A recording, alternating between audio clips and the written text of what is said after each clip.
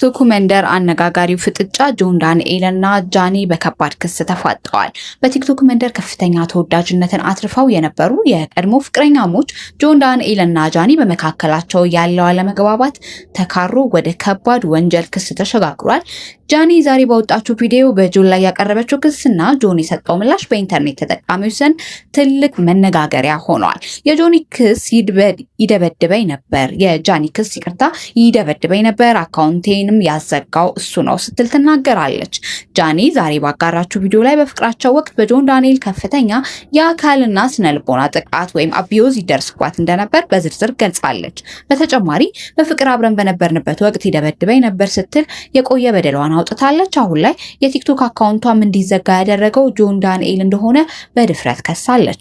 ጆን ዳንኤልን በምላሹ ልጄን ሳይነክቻት አላውቅም። ጆን ክሱ በወጣ በደቂቃዎች ውስጥ ከ100,000 በላይ ተመልካቾች በታደሙበት የቀጥታ ስርጭት ወይም ላይቭ ቀርቦ ክሱን አጣጥሏል። ጆን በንግግሩ ውስጥም ልጄን ኢንሳኝ፣ እናትና አባቴን ኢንሳኝ፣ እኔ ነክቻት አላውቅም በማለት በቤተሰቦቹ ስም ምሏል። ጃኒ ራሷን በመጉዳት ወይም ሰልፍ ሃርም ዝንባሌ እንዳላት በመግለጽ ከዚህ በፊት እንለያይ ስትለኝ እጇን በቢላ ስትቆርጥ ነበረ፣ አስጥያት ነበር ሲል ምስክር ነው ያለውን ፎቶ ለተመልካቹም አሳይቷል።